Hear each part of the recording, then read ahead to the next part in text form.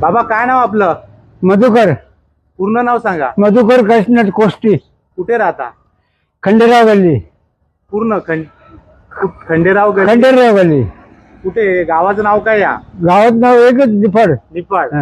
अच्छा. जिल्हा नाशिक. यस. अच्छा. 20 किलोमीटर 20 किलोमीटर रोज. रोज सायकलवर प्रवास करता? हो. अच्छा. काय करता काय तुम्ही? 350 पेपर टाकतो रोज.